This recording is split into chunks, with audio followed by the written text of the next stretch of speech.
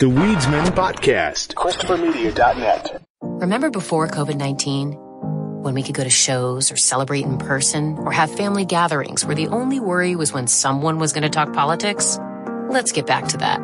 Let's get vaccinated. COVID-19 vaccines are safe, effective, and free. Sure, we'll have to keep wearing masks for a while, but you know what? This is the start. Go to covid19.nj.gov/vaccine to register for your vaccination. Remember traveling somewhere?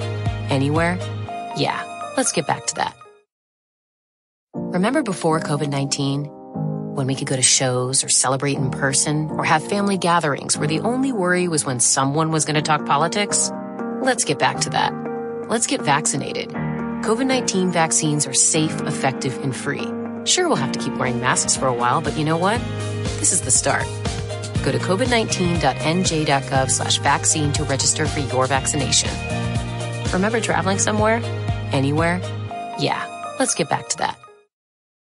I think what flavor of these new Dunkin' coconut refreshers you get says a lot about you. Really? What's it say about me? Well, you got the refreshing golden peach because you're vibrant, fun, and positive. Oh, what about me? The bold purple pomegranate means you're vibrant, fun, and positive. I take it I got this delicious pink strawberry because I'm vibrant, fun, and positive. Yeah, it's a simple system, really. Share the shine. Enjoy a medium Dunkin' coconut refresher for $3. Order ahead plus earn rewards. America runs on Dunkin'. Participation may vary. Limited time offer. Excludes classic Dunkin' refreshers. ChristopherMedia.net. Hey, what's going on? Hey, what are you guys up to? Oh, little weed, you know. It's the Weedsman Podcast Nugget. Zippity what? Ready to drop the bass? Let's drop the bass. Whoop-de-doo. What does it all mean? All the random stuff that didn't fit in Friday's show you'll find here. Oh, okay. Hey, man. You got a joint? Got a little bit of refly smell on your boy? What that mean? Please, just give me like weed, all right? Pizza Hut's bringing back the Edge. Yes. So they're not going to have the U2 guitarist be their spokesperson. I know, that's an actual pizza. That's a missed opportunity. Yeah, really. Well, they might have tried for it, but they are the biggest pizza place still. Pizza Hut is, regardless of how well in our town their market share right now is nothing. They pretty much they don't exist in the Detroit pizza market right now. They're currently trying to re-enter. Yeah, it's a pretty competitive market. Yeah, well, it's what a lot of people don't realize. 2 of the 3 top pizza chains, they're from Michigan. People forget Domino's started in Ann Arbor. Everyone always talks about Little Caesars. Yeah, Domino's is from here too. Yeah. Yeah, people, I mean, like, Domino's and Little Caesars get slagged a lot nationally as just like your budget pizza line, but there's a lot of brand loyalty locally. Hey, I'll tell you, being on unemployed, being on a fixed income the last few months, Little Caesars, man, it's cheap and you can eat it for a couple days. Just saying. Yep. You spend $10 and eat for 2 days. So the Edge apparently is coming back. It's thin crust. It's a thin crust pizza. That's all it is. Yeah, that's what I was thinking. This is branding. Tavern style. It's a thin crust pizza with they're cutting it into squares. Yeah, it's party cut. That's what that's called in the pizza industry. Is it? Yeah. Man, fuck that party cut. Yeah, the party cut sucks. Party cut's bullshit. I like a fucking regular. I'll take a thin crust cut like a regular pizza. I'll take the thin triangle slice. That's actually, I mean, that's what the triangle shape works best for, is the thin crust. With a thick crust pizza, I'll definitely go for square. Yeah, exactly. Now when you do the deep dish pizza, give me the fucking party cut. Yeah. Like Chicago has those deep dish pizzas where they cut them like around. It's weird to me. It doesn't make any sense. And then you end up eating them with a fork like it's a piece of pecan pie. Yeah. Or rather, if it was in a square, you could grab that bitch fucking, with the whole lengthwise. Yep. And bring it to your mouth. If you're eating your pizza with the fork, it's lasagna. 'Cause pizza, you have to have the experience of being able to pick up a mass of food and shove it into your mouth with your hand. You're right. It's lasagna made with dough instead of pasta. Yes, that's all you've done. Although, how come nobody has made a lasagna pizza yet? Come on now. I'm sure it has. Just not commercially. Yeah, true. So apparently this was, I don't remember that being a big thing in the 90s. It probably, Pizza Hut wants you to think it was a bigger thing than it was. Yeah. The only thing that stands out to me from Pizza Hut in the 90s is stuffed crust. Like, they're the ones that brought That's what I was stuffed thinking. crust pizza to the forefront. Pizza Hut is the favorite pizza place of the band Guided by Voices. Oh. They have a song called Hut Boys. I will tell you. And the song title comes from they used to eat a lot of Pizza Hut because it was like nearby their studio or something like that, or their rehearsal space. And they would refer to themselves as the Hut Boys. That sounds kind of gay. Literally. It just sounds funny. Like, I don't know. It sounds like something that would be in a sitcom of like, a bunch of nerdy characters that think that they're really cool. Like, we're the Hut Boys. Yeah. It sounds very Silicon Valley. Yeah. Yeah. Yeah, by the way, Pizza Hut, Little Caesars is in your house right now. You know what they got going on right now? They have not only do they have a stuffed crust pizza, it is a pepperoni and cheese stuffed crust pizza right now. Oh. Yeah, exactly. Oh, indeed. That does make a difference because most of the stuffed crust doesn't really work for me because it's just too much cheese isolated in one area. And for me, the pizza is about getting your proportions right. See, I'm from the Midwest. If you can shove melted cheese into something, I'm trying it once. Well, yeah. But yeah, they got pepperoni in there now too. So yeah, I'm trying to be a pizza purist over here. So like when you're eating the crust now, it's like it's like another slice of pizza. I'm just saying that they're in your house, Pizza Hut, and they're doing it better than you. You gonna stand for this? You gonna come out with your thin crust pizza now? Who is it? Was it Domino's that did the Noid? Yeah, I saw he's coming back. Apparently, there's a commercial featuring the Noid. Well, the Noid was bad. Are they trying to like flip the script now and make him like their spokesperson? Because remember, it was avoid the Noid. Sure, the Noid was supposed to be other pizza places. Yeah, no. Well, the commercial. So I didn't actually see the commercial, but I heard it on a podcast, and it was about some new delivery option thing that they have. And that was helping them. They said in the commercial that it's making them so competitive. It's bringing up an old enemy that was the Noid. So they were posing it as the opposition. Maybe that means some of their marketplaces being nipped at the heels. Probably not. Like as far as it means nostalgia sells.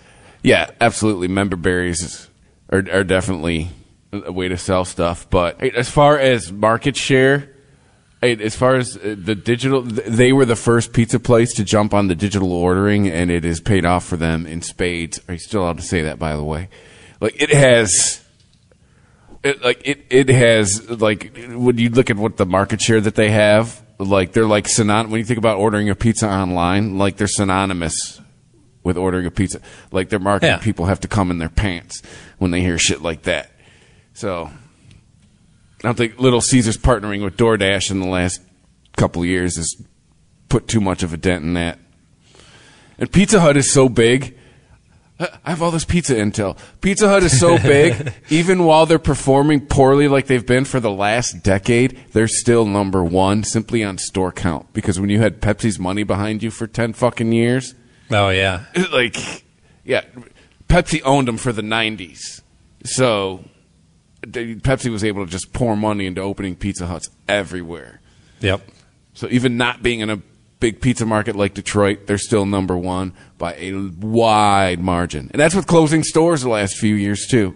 You go, okay, talking about pizza, it's definitely a stoner podcast, folks. I don't mind. I wouldn't say that, like, Pizza Hut is tops on my list, but I don't mind it.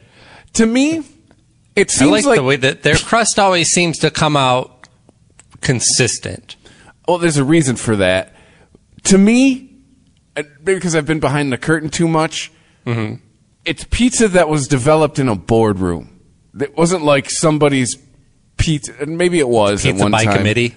Yeah, It was right. It was nobody's favorite recipe. Yeah, right? it wasn't it did start in Kansas, and it was a couple of brothers, I guess, that started it. But it's no longer those guys' pizza, right? It's like they looked at all the different types of pizza. They're like, well, there's this thick crust now and the thin crust, and they just averaged them all out and said, if we took the average of all the thicknesses, this is what we get.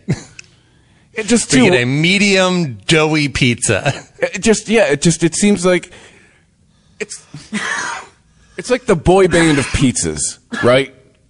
Like pizza put together in a boardroom. It's always been kind of my impression of it. Like it always just showed up at your house looking a little too perfect. Yeah, like it's in the uncanny valley of pizza. For me, anyway. If I eat pizza recreationally, it's Jets Pizza. One and only answer every time. Yeah, I do like me some Jets. I might have to bite the bullet and stop my protest of my local Jets. Oh, that's right. That's right. You had that after I got in a fight with. That's them. right. Well, your protest is valid with that mental giant you were matching wits with. That's when they delivered the pizza to my neighbor's house, and then swore to God, they were like, "No, we delivered your pizza. No, you got your pizza." And I was like, "Dude, I would know. I'm the one without a pizza." All that person is doing is just making the case to their owner for automation. Right? No, I know. I mean, look, I talked to multiple people for many minutes. I mean, the amount of man hour that they wasted just trying to figure out what happened, only to come to the conclusion that they weren't going to do anything about it anyway, because usually this process is just to confound the customer until they give up and go, it's not even worth it. But in reality, it's cheaper for them to give me another pizza. Just replace the pizza. Yeah. I told you, my philosophy was, you'll always get one out of me. If you're a bullshitter, if you're a scammer, you're always going to get the first one out of me. Yes. Because I'm going to replace it, no questions asked. Now, if I happen to field you again and recognize your story, you might even get two. But on the third time, I'll be like, all right, what's going on here? Why can't we seem to, I'll start asking, why can't we seem to make your pizza right? My feelers would start going up. But just, and they don't think about the long game either. How much money have you not been giving them that you could have been giving to them? I've ordered many, many pizzas from Crazy Pizza. Yeah. In the meantime, many. Crazy Pizza. They sound like they don't even know what pizza is, and you're ordering pizza from them. Yeah. It's some weird. They do it's not thin crust, but it's not. It's a little bit thicker thin crust. I don't know. A little bit more like New York style.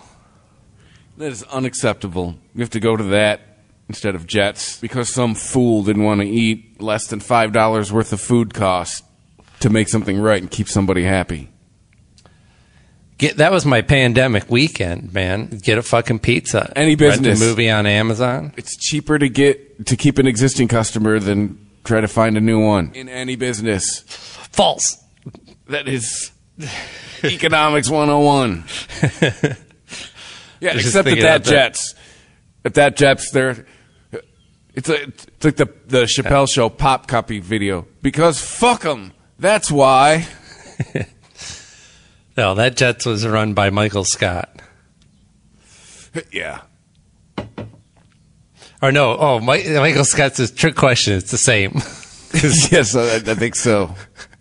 Because Ryan asked him that. Because they find out they're teasing him because he's going to business school. And he's like, what can you learn from business school that you can't learn from working for me? He's like, everything. Yeah. Did you see the story about the pizza thief? The guy who figured out how to steal a large slice of pizza out of somebody's pizza without them knowing it? I heard it on a podcast, but I didn't see his trick. Did Did you? So all it is, if you just look at a large pizza and you just take one slice out of it that spans the entire pizza, right? So instead of that triangle terminating in the center, it would terminate at the opposite end of the circle. So then when you remove that slice, all you do is take the two remaining sides of the pizza that you've now bisected, put them together, and then cut it like it's a normal pizza. And at most, people are going to say, my pizza was kind of oval shaped. Oh, I see what he did instead there. of being circular. You would never know. That's kind of diabolical, man. Well, it only works if you are. You got to be the one cutting it. Yeah, I would say, but as someone who's been in the pizza game for a while, you have, unless you are interfacing with the pizza before you put it in the box, that's the only person stealing pizza. The guy who delivers your pizza can't steal a slice like that. Yes, yeah. Once the pizza is cut, the grift is up. But you catch it pre-cut, you can make that first cut out a slice, and then patch it back together. Now you better hope the customer doesn't realize the pizza looks smaller than the box it's for. That's the other flaw in the plan. Is that thing looking? The box probably looks a little bit bigger. I doubt you would notice. I mean, it's never like perfect. I mean, if you go to some place like Pizza Hut where they've got it down to a science, their pizzas. You do that to a Little Caesar pizza, somebody's going to notice. Right? Yeah. Whereas your average place, if it comes out, it doesn't quite fill the box. You're probably not freaking out about it. You're like in New York City, you could get away with this a lot. There's a lot of pizza places that end in a vowel. Independent places out there, right? That are just cooking it on like some stone slab in a brick oven. So they don't have the form that like keeps it to an exact dimension. Yeah, like exactly what you were getting at. It's not pizza down to a science. Every pizza is like one of those places where every pizza is like a snowflake, right? Yeah. What kind of asshole steals somebody's pizza? That's not cool. Well, why not just steal directly from the store? I mean, you're stealing from the store, but why take it out of the customer's end? Those are the why not just make yourself a pizza? I mean, we would do it all the time, right? I never thought of stealing a customer's pizza because why wouldn't I just make my own shit? I mean, I've turned the corner on the customers. Like, I've been in a people business for a while, and you get burnt out on it, and you do get bitter. But at the same time, these are the people that make sure you get paid. Like, everyone kind of loses sight of that. You know how your paycheck's always clear? That's where that money comes from. Yeah. I mean, I guess it looks cool on TikTok. The Weedsman Podcast. ChristopherMedia.net. Remember before COVID-19, when we could go to shows or celebrate in person or have family gatherings where the only worry was when someone was going to talk politics? Let's get back to that. Let's get vaccinated. COVID-19 vaccines are safe, effective, and free. Sure, we'll have to keep wearing masks for a while, but you know what? This is the start. Go to covid19.nj.gov/vaccine to register for your vaccination. Remember traveling somewhere? Anywhere? Yeah, let's get back to that. Remember before COVID-19, when we could go to shows or celebrate in person or have family gatherings where the only worry was when someone was going to talk politics? Let's get back to that. Let's get vaccinated. COVID-19 vaccines are safe, effective, and free. Sure, we'll have to keep wearing masks for a while, but you know what? This is the start. Go to covid19.nj.gov/vaccine to register for your vaccination. Remember traveling somewhere? Anywhere? Yeah, let's get back to that. Remember before COVID-19, when we could go to shows or celebrate in person or have family gatherings where the only worry was when someone was going to talk politics? Let's get back to that. Let's get vaccinated. COVID-19 vaccines are safe, effective, and free. Sure, we'll have to keep wearing masks for a while, but you know what? This is the start. Go to covid19.nj.gov/vaccine to register for your vaccination. Remember traveling somewhere? Anywhere? Yeah, let's get back to that. ChristopherMedia.net. The Weedsman Podcast. There's I was off my been lawn, by the watching way. Mythic Quest on Apple TV. That's the show with what's the dude from It's Always Sunny? Yeah, that's the Glenn guy, and it's a show about what, like a gaming company. Yeah, and they have an episode where it's basically the creatives in the business versus the suits, and So, you know, Mad Men in like in an episode. Yeah, it's kind of like that. So, like, there's the one guy that's in charge. He's the head of everything that monetizes this multiplayer world. You know, it's one of these free-to-play games, but most people are, you know, throwing money into leveling up and getting special weapons and all that. You know, World of Warcraft, they're free-to-play, but they make, you know, billions of dollars off of this game from all the extras that people pay for. And so the guy that's in charge of like that, everyone just kind of is like, oh, you're not even important. You don't, nothing you do reflects on the experience of the game. So you're just supplemental. And he's like, all right. And he stays home for a day. He's like, you guys figure it out then. But of course, everything falls to shit. And then at the end, they have to have a meeting, and the developer of the game, the Always Sunny guy, has to say to them, what this guy does brings in all the money that makes all of this possible. You guys understand that, right? And it's kind of a great show in that, you know, it's an interesting show. It's not like Silicon Valley where every episode is about ratcheting up that tension of like, this is all going to fall apart. It's much looser than that, but it's the Entourage formula, as I like to call it. Yeah, right. So it's not that type of show. It's a little more laid back than that, but it is dealing with a lot of social issues in ways that aren't really, you know, totally clubbing you over the head. Like they had a whole episode about what to do with. They found out that, you know, there are Nazis that are playing their game, and they've started like their own raiding clan. And so what do you do about that? And so they have a meeting where they're like, okay, well, let's get together the most diverse group of people and let's figure this out. We can't just ban Nazis. We have to have a policy, right? So who do we ban? And then they get, you know, a diverse group of people together. They get like this Final Four bracket style of all the types of people they could think of and pare it all down. And it's just ridiculous because they realize that like you can't do this. You can't make a policy to single out one group. It's not a policy that's going to make sense, even if it's a group that you don't want to be associated with. In the end, they just isolate them on their own server.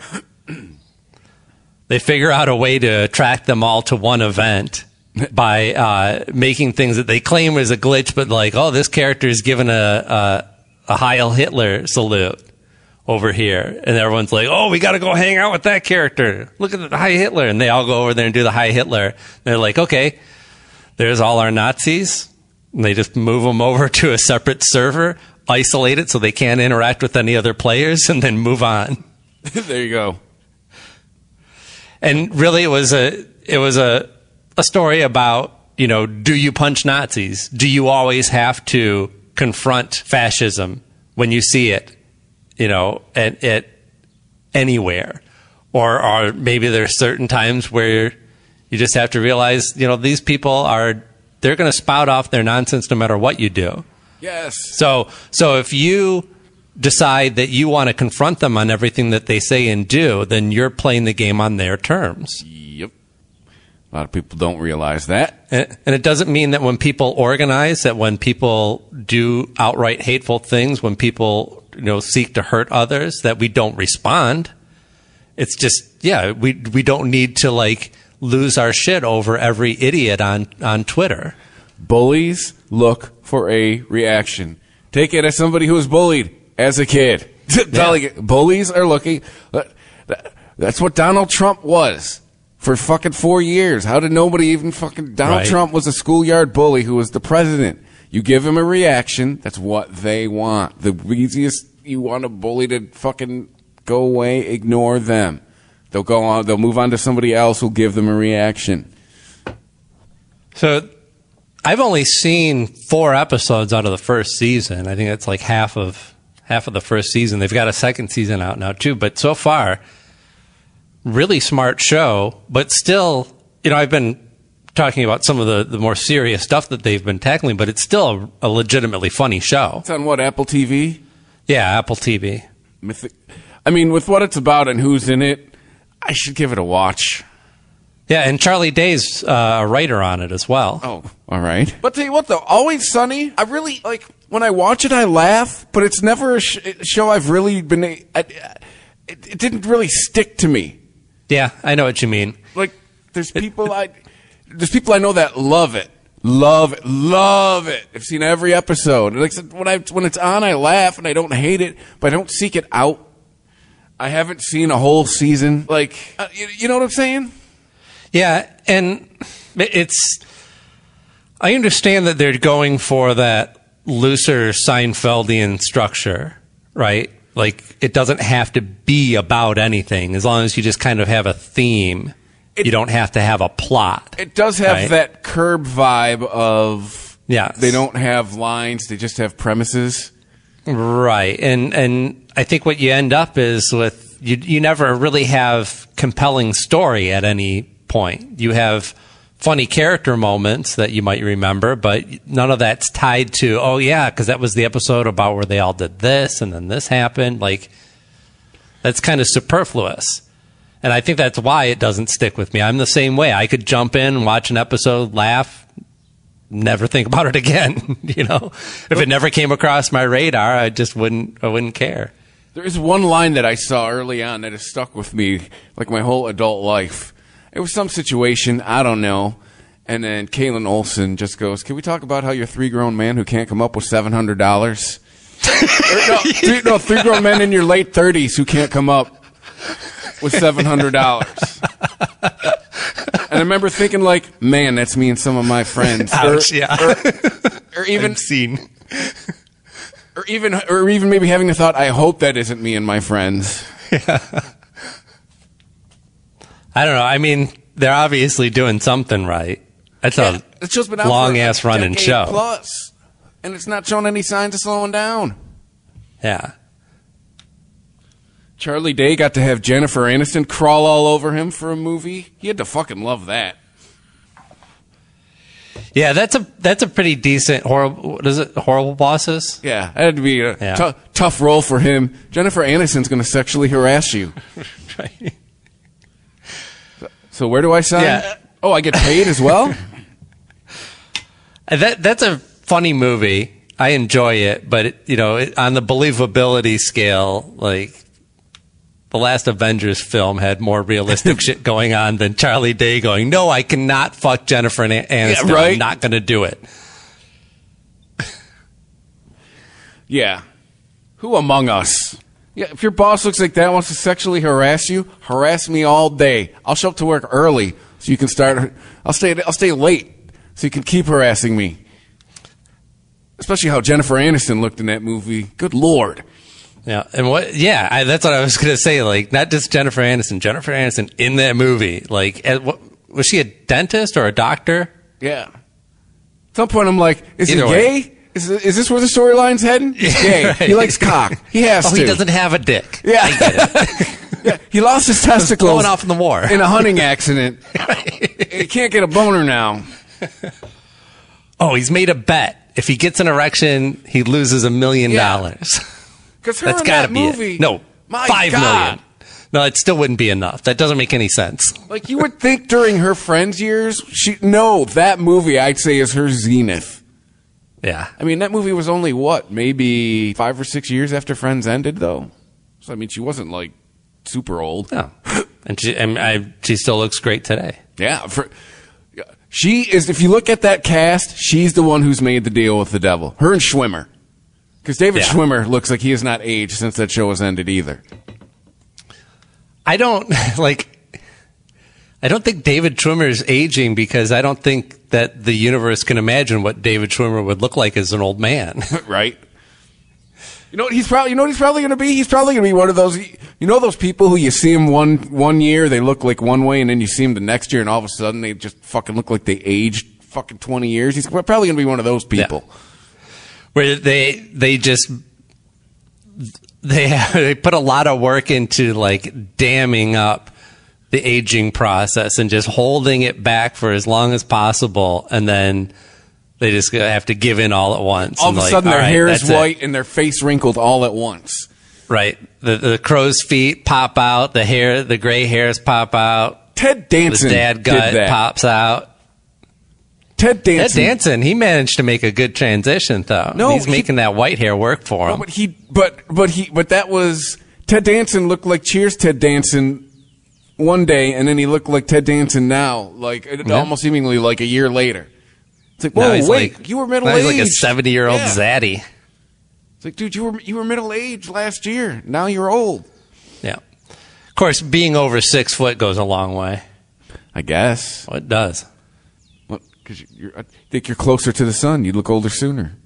Right? Yeah. Right. These guys should be aging faster than us. You're physically closer to the sun. Isn't that how that works? I think I'm not a doctor. Mouse Rat is releasing a song. Oh yeah, it's on YouTube Music. Yeah, it's just basically they're just finally putting out all that stuff from Parks and Rec. Like they didn't re-record them. Like I listened to them. They're the same fucking tracks from the series. Oh, and they got Perd Hapley to do the announcement. Oh, nice. That's probably. I love Perd Hapley. That guy, that actor. I don't know what. Jay Jackson. He always plays news anchors. Does he? Because he nails it. He's got the like cadence so down, and if honestly, you look at his IMDb, it's like news anchor, news anchor, news anchor, news anchor. Like he nails that vacant look behind the eyes, like nothing really going on, better than they did in Anchorman. And the old Homer Simpson adage of taking forever to say nothing. Yeah, just stating the obvious.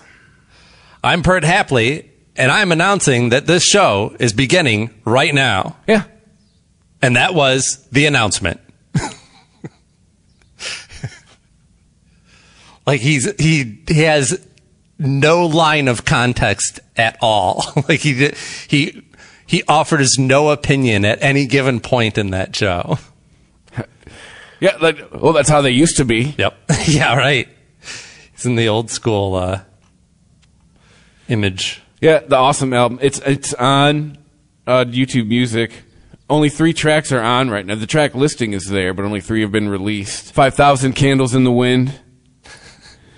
Like that song, like that's the one thing. Like I don't get why they think that song is so great. Like, did you finally finish the series? I did, yeah. Yeah, like there's so many callbacks to it. Did you watch the Pandemic special? I did not. I forgot to watch. There's another callback to it in there. It's like right. That's the one thing that they do That's the one joke that they get where I'm like, come on, let it go. Yeah. They said somebody on Twitter put out a challenge that was like, show me the character that has had the most amount of, basically has affected a franchise the most for being involved in it the least. You know, so like, I don't know. I'm trying to think of a good example. Lil Sebastian. Well, that was somebody's joke answer. Yeah, it was, they had a picture of Little Sebastian. Like he was in one episode and then... Yeah. Like they talked about him forever. I think it was 2. Kind of. Yeah. Maybe. Well, I think he was in 2, and then after that, like there were pretenders that showed up. There was the the impersonator. The Little Sebastian impersonator. But the other track is The Pit, and then Two Birds Holding Hands. That's the song that he plays when they get married. Oh, okay. But so those are the 3 available right now. Is it actually Chris Pratt? Oh yeah, singing the songs then? Yeah, if you listen to him, it's him. Yeah, it's the tracks from the show. But yeah, Sex Hair, Catch Your Dream. That was the campaign song. The And song. That was some of my favorite. Is it him transitioning into the Johnny Karate stuff, and he's Yeah. like trying to figure out how to make his songs about sex hair for children. Yeah. It turns it into He sex does bears, something and they're like, the yeah, word sex bears. bears. She's like, the word yeah, hair was no. not the problem with sex hair.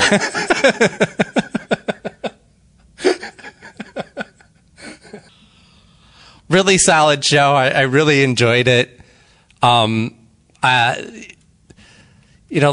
Final season was okay. What did you think of the last episode? I don't really remember having a lot of thoughts about the final episode. It seemed like it was decent. They gave it a nice ending. The final episode is the one, right, where they do, because the whole season is a flash forward. Yeah.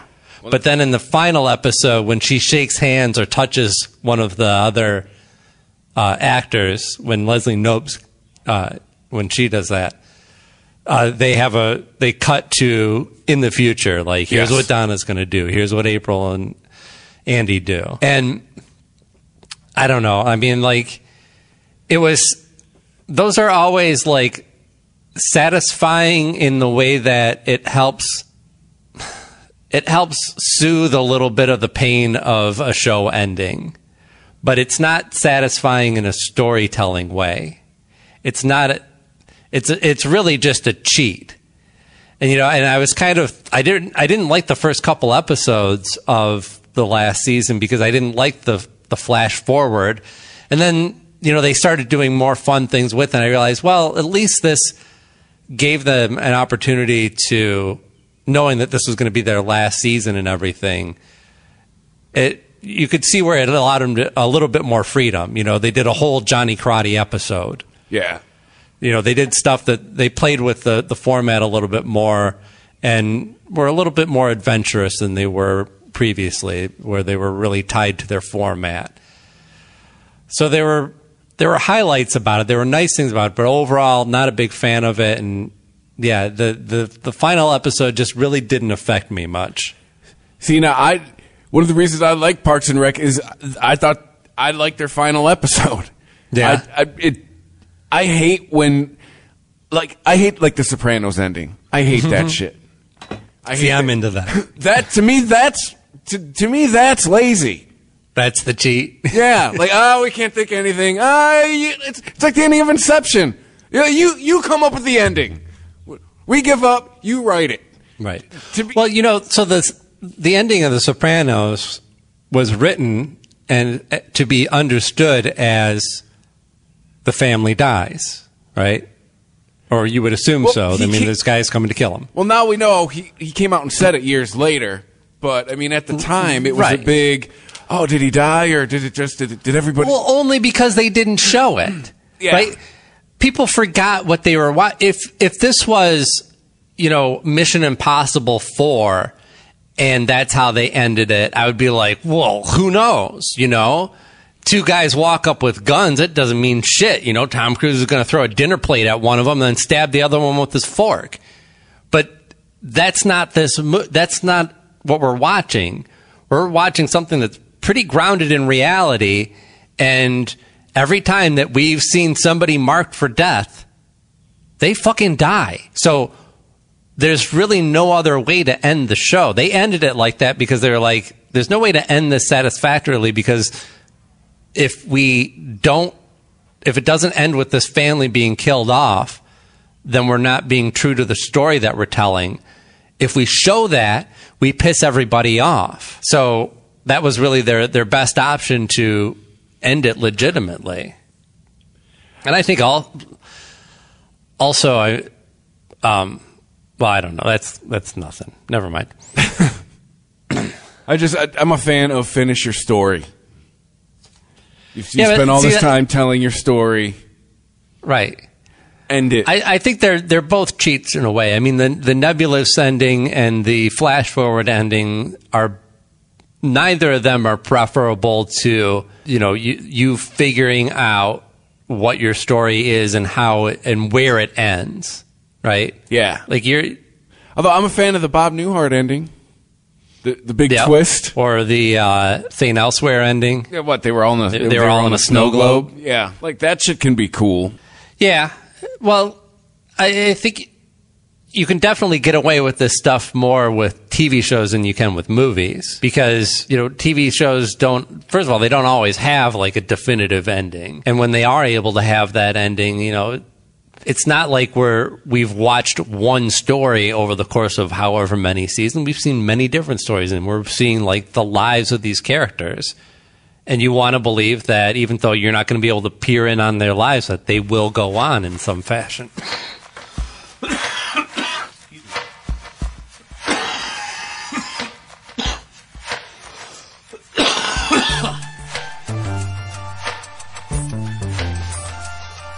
But that still doesn't mean. I mean, you still have to you have to leave your characters somewhere. You have to take them on a journey.